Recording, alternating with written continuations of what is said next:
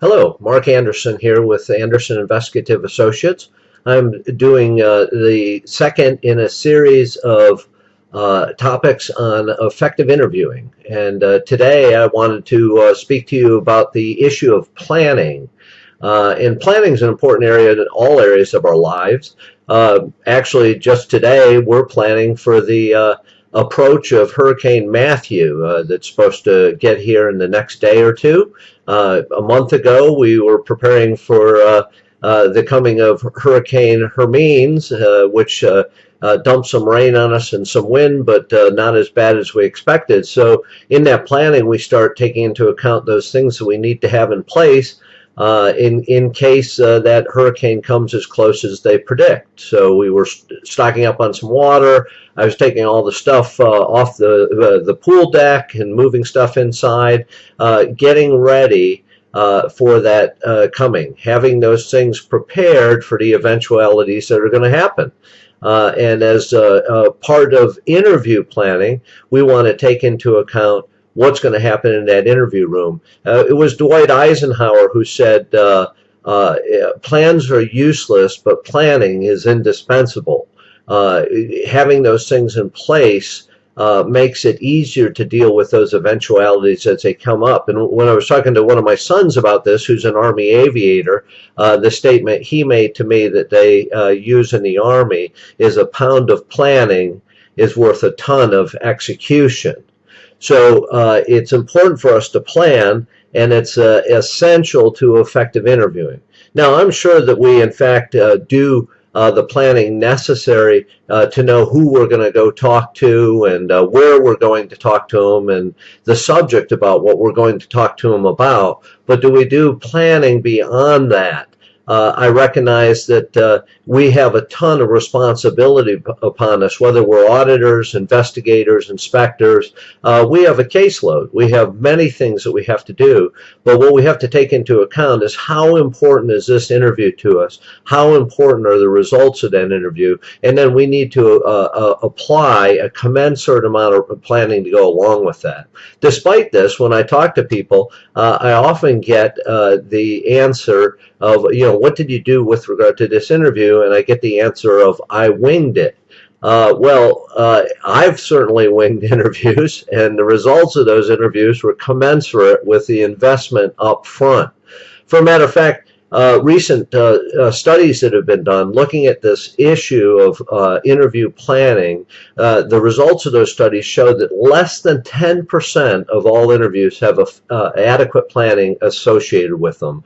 And certainly from my experience in interviews that I've done and looking at interviews of individuals that we train and that we've evaluated, I see that as being the case.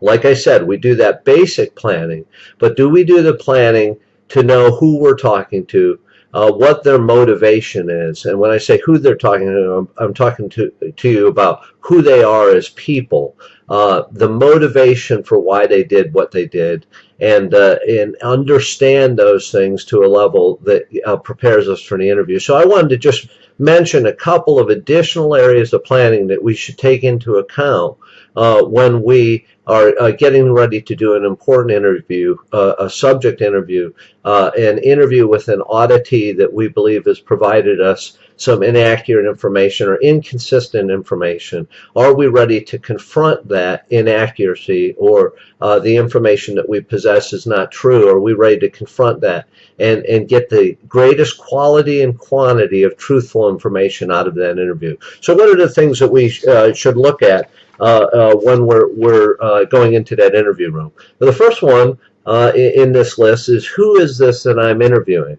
And when I talk about who is this that I'm interviewing, I'm asking you, have we figured out the things that are going to allow us to develop effective rapport with that person? Remember, people like to talk to people like themselves. So have I figured out things that this person is interested in, things that motivate this person, things that are going to allow me to establish some commonality with this person in order to get them to share more information with me as the interview goes on? looking at the issue of possible motivation for why they did what they did. What situation do they find themselves at the current time that might have caused them to engage in this lapse of judgment and do something that they otherwise would not have done? Have I looked at social media? People put way more on Facebook than they should put there. Have I looked at that? Have I talked to supervisors? Have I talked to coworkers? Have I looked at past work behaviors to look for any keys as to how they've gotten into this situation? The second issue is what's my strategic approach to this interview?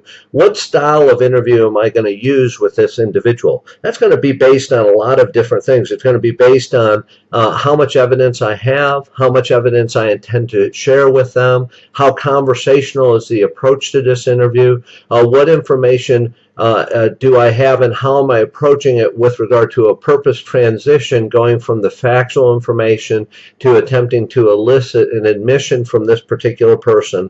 Am I prepared to adjust and adapt as much as possible, considering some of the eventualities that can come out of this interview?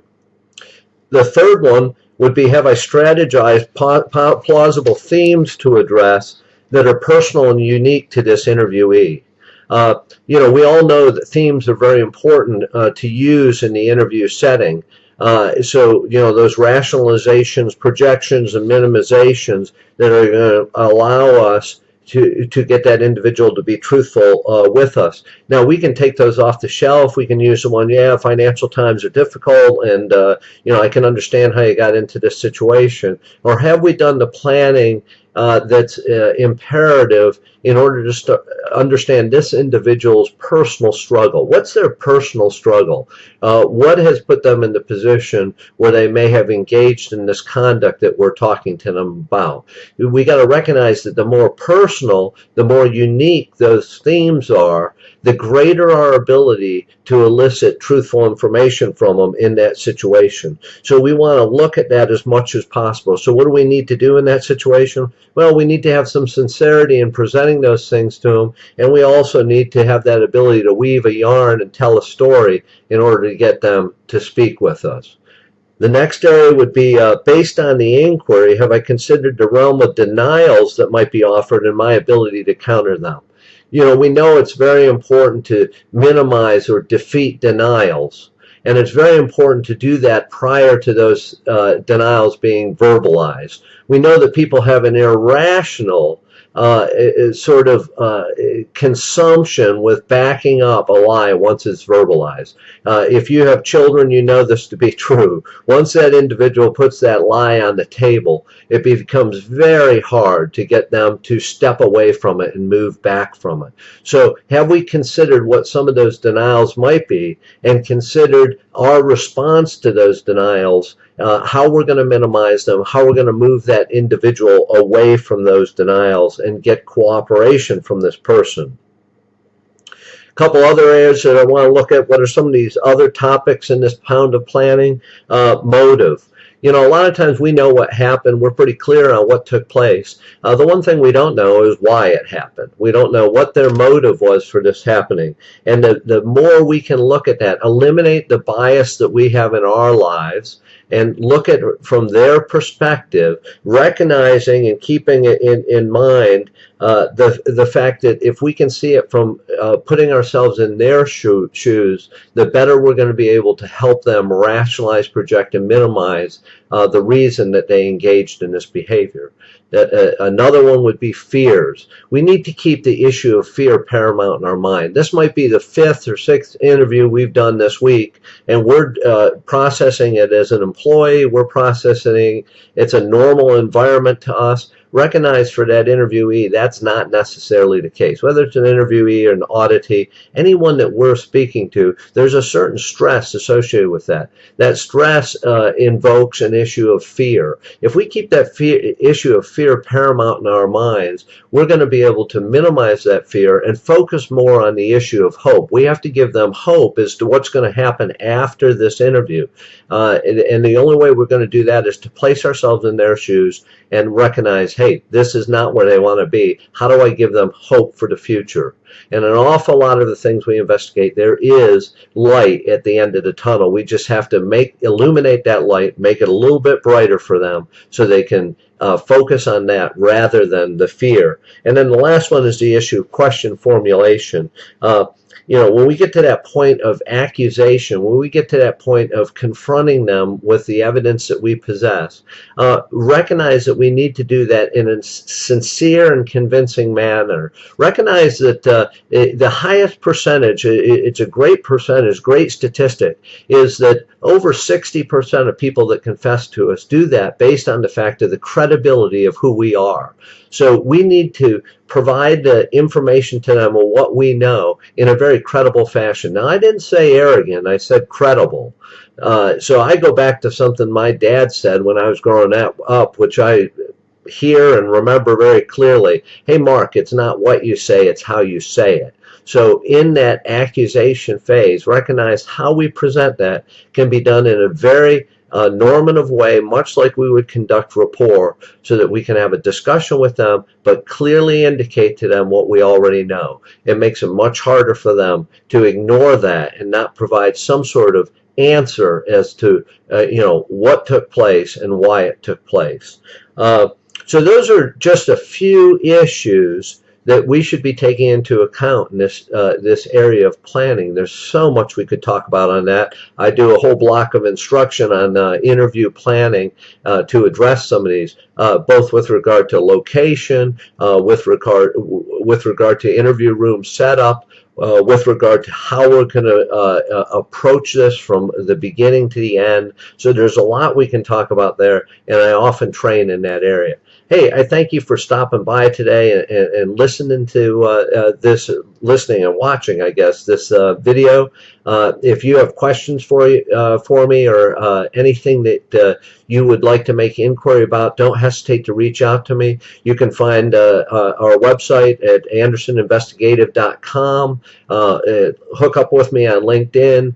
We have a company website page at Anderson Investigative Associates. Be very interested in hearing from you, and recognize this is just one of a series we're going to do on these topics for effective interviewing. Thank you for your time today. Hey, get out there and do some interviews, have some fun at it, do them in a thorough way, get that just validation of who you are as an interviewer. But in everything, remember, part of planning is being safe in what you do, so be safe out there. Thank you very much. Have a great day.